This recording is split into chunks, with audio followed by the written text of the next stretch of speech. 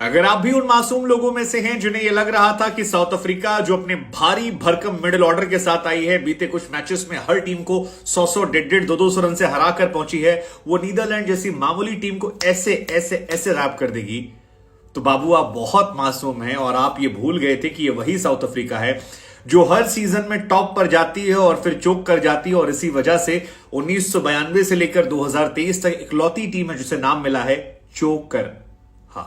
ये चोकर है। वैसे नीदरलैंड की पुरानी आदत है साउथ अफ्रीका को पटकने की। 2022 में T20 वर्ल्ड कप में भी इसी नीदरलैंड ने साउथ अफ्रीका को पटक दिया था। ऐसा पटका था कि लोग शॉक हो गए थे। लेकिन इस बार की साउथ अफ्रीका जिसमें क्लासन है, वान डर डूसन है, बुआमा है, क्विंटन डिकॉक है, डेविड मिलर है, क्लासन है, उस पर लग नहीं रहा था लोगों को कि ये पलट पाएंगे। लेकिन आज ये काम किया विभीषण ने। आप कहेंगे यार विभीषण कहां से आ गया? विभीषण का मतलब है घर का भेदी लंका ढाए। घर का भेदी कौन? वान डर मर्वे, एक 38 साल का साउथ अफ्रीकन जिसने साउथ अफ्रीका के लिए खेला, एक जमाने में आईपीएल में आरसीबी और दिल्ली कैपिटल के लिए खेला, जिसे बाद में डेयरडेविल बना दिया गया। लेकिन वो 38 साल का खिलाड़ी जब नीदरलैंड में शिफ्ट हो गया तो आज उसने डबल पंच दिया। पहले बैट से 19 गेंद पर 29 रन, और उसका असर यह रहा कि एडवर्ड के साथ एक पार्टनरशिप हुई और उस पार्टनरशिप के चलते जो नीदरलैंड 160-170 पर सिमट रही थी वो 200 के पार पहुंच गई। और वहीं से लग गया था कि शायद 43 ओवर में 200। और उसके बाद 37 साल के खिलाड़ी ने डबल डेंट मारा। एक शुरुआत पे मारा कैप्टन बुआमा को। कहते हैं कि अगर कैप्टन को हिट कर दो तो नीचे वाले अपने आप थोड़े थोड़े कमजोर हो जाते हैं। और दूसरा डेंट जो मारा वो मारा वैन डर डूसन को। हाँ, वैन डर मर्वे ने वैन डर डूसन को आउट कर दिया। और उसके बाद ये टीम जो है ये कमाल का चढ़ी यार, कमाल का चढ़ी। मतलब ये मैच ऐसा है जिसमें लोग बताएंगे कि यार अगर खेलना है, जीतना है तो फिर आप नीदरलैंड की तरह खेलिए।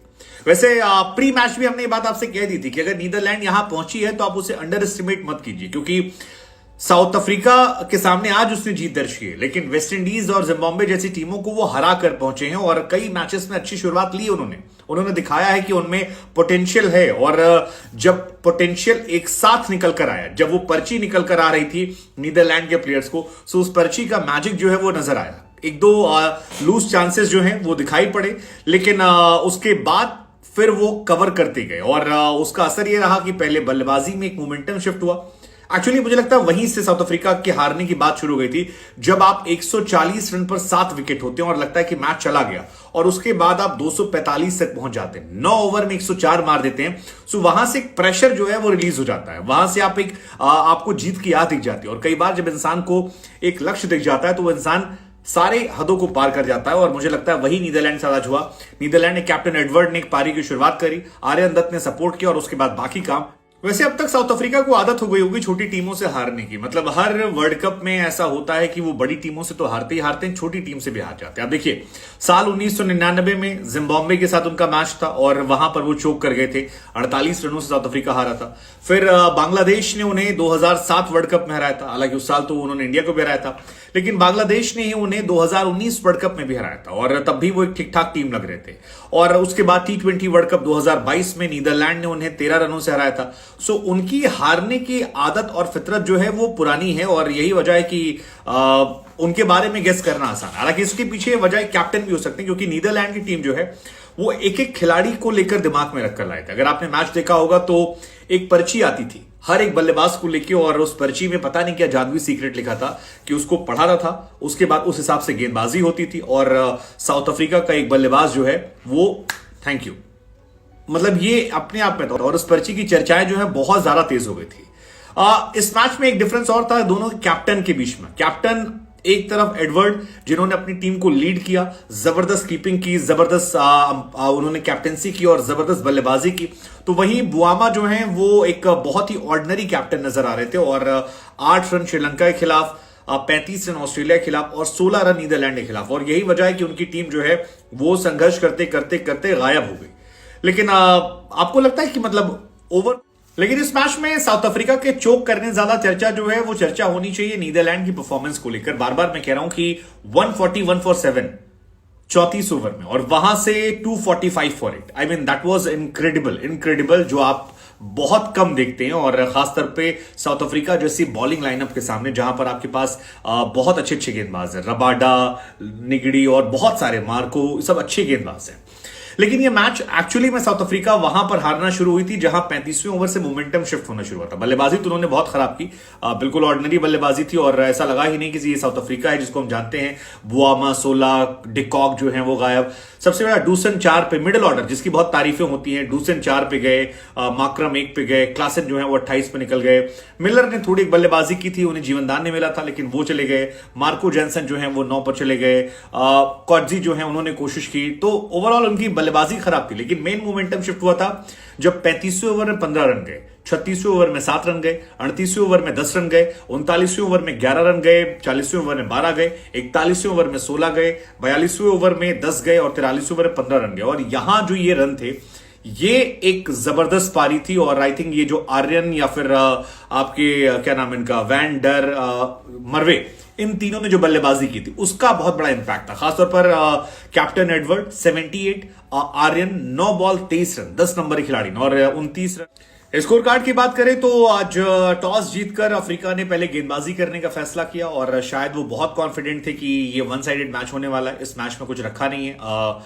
आसानी से नीदरलैंड को वो हरा देंगे। उनकी बैटिंग लाइनअप जो है बहुत स्ट्रांग है, एक्चुअली है भी वो बैटिंग लाइनअप, लेकिन उनकी गेंदबाजी भी अच्छी है। उनके पास लुंगी, मार्को जेनसन, रबाडा, कॉटजी, महाराज अच्छे गेंदबाज थे और वो दिखाई भी पड़ा। शुरुआत से विकेट निकालना शुरू किया, विक्रमजीत को आते आउट कर दिया, मैक्स को आउट किया, अक्रम को आउट किया, बाज जलीदे जो बड़े प्लेयर बन गए थे उनको आउट किया। मतलब पूरी टीम जो है, देखिए ना, 22 पे पहला विकेट, 24 पे दूसरा, 40 पे 3, 50 पे 4, 82 पे 5, उसके बाद 112 पे 6, 140 पे 7। यहां तक मैच पूरा नीदरलैंड की तरफ था। 50 ओवर का मैच 43 ओवर में कन्वर्ट किया गया था। लेकिन फिर यहां से मैच पलटना शुरू हुआ जब पार्टनरशिप शुरू हुई एडवर्ड के साथ, वैन वीक की, और उसके बाद वैन दर दरवे और आर्यन दत्त, और इन लोगों ने मोमेंटम पूरा शिफ्ट किया। इस मैच में रबाडा के नाम एक रिकॉर्ड आया। रबाडा ने 150 विकेट लिए। अंतरराष्ट्रीय क्रिकेट में तकरीबन 500 विकेट लेने वाले हैं, 488 हो गए हैं और वो भी अपने आप पे लेजेंड है। लेकिन ये मैच वो नहीं बचा पाए और उनकी आखिर में उनकी भी पिटाई हुई। उन्होंने भी 10 ओवर में 9 ओवर में 56 रन दिए। तो यहां से मोमेंटम शिफ्ट हुआ था। बाकी काम जो है वो नीदरलैंड ने गेंदबाजों ने किया। देखिए ना, आर्यन दत्त ने 5 ओवर में 19 रन दिए। इकॉनमी देखिए आप, केवल जबरदस्त गेंदबाजी। वीक ने 7 ओवर में 43 रन देकर 2 विकेट निकाले। मरवे ने 3 की इकॉनमी से रन दिए, 9 ओवर 34 रन 2 विकेट। 38 साल का बंदा ये, 38 साल के बंदे ने अफ्रीका को हराया, जो अफ्रीका से। बास लीदे ने जबरदस्त गेंदबाजी की, 7 ओवर में 30 रन देकर 2 विकेट निकाले। तो बैटिंग नहीं के चली तो बॉलिंग चल गई उनकी और ऊपर से ही नुकसान शुरू हुआ। हालांकि शुरुआत ठीक ठाक हुई थी, 7 ओवर में 36 रन हो गए थे, लगा कि धीरे धीरे खेल रहे हैं। लेकिन बुआमा जब आउट हुए तो पहले क्विंटन डिकॉक आउट हुए, 22 बॉल पे 20 रन। डिकॉक ही एक्चुअली सबसे बड़ा थ्रेट थे क्योंकि डिकॉक टफ पिचेस पर कई बार अच्छा खेलते हैं। बारिश वारिश हुई थी, कंडीशंस का फायदा वो समझते हैं। उनका विकेट बहुत इंपॉर्टेंट था और उसके बाद धीरे धीरे शुरू हुआ खेल। उसके बाद आउट होते हैं आपके 2 विकेट बैक टू बैक निकाले मरवे ने, जिसमें बुआमा को ले गए वो और वैन दर दूसन को उठा के ले गए। इसके बाद माक्रम जो हैं, जो बहुत स्ट्रांग प्लेयर हैं, उनका विकेट गिरता है, वैन निकालते हैं। उसके बाद क्लासन जो है, क्लासन बहुत अच्छी बल्लेबाजी कर रहे थे, 28 बॉल पे 28 रन। हालांकि क्लासन जिस फॉर्म के साथ आए थे वो फॉर्म इंप्लीमेंट नहीं कर पा रहे हैं। जो फॉर्म उन्होंने आईपीएल में दिखाई थी, जहां पर वो वन साइडेड डोमिनेट करते थे, वो नहीं नजर आता। डेविड मिलर को मौके मिले, उन्होंने अच्छी बल्लेबाजी भी की, 43 रन बनाए 52 गेंदों पर, 4 चौके 1 छक्का, लेकिन वो काफी नहीं था। और मार्को जेनसन उसके बाद आउट हुए और धीरे धीरे इनकी टीम जो है वो खिसकती चली गई और विकेट दर विकेट गिरते गए। लेकिन आप इस मैच में आप इंस्पायर होते हैं। बार बार मैं कह रहा हूं कि वैन दर मरवे से मुझे लगता है मैन ऑफ द मैच भी जाएंगे, क्योंकि 2 विकेट निकालना और रन बनाना इंपॉर्टेंट नॉक, वो जबरदस्त थी। आर्यन भी मुझे काफी इंस्पायरिंग लगे क्योंकि 5 ओवर में शुरुआत में 19 रन देना बहुत ही जबरदस्त गेंदबाजी का मुआयना किया। और यही वजह है कि केशव महाराज हों या बाकी लोगों की मेहनत के बाद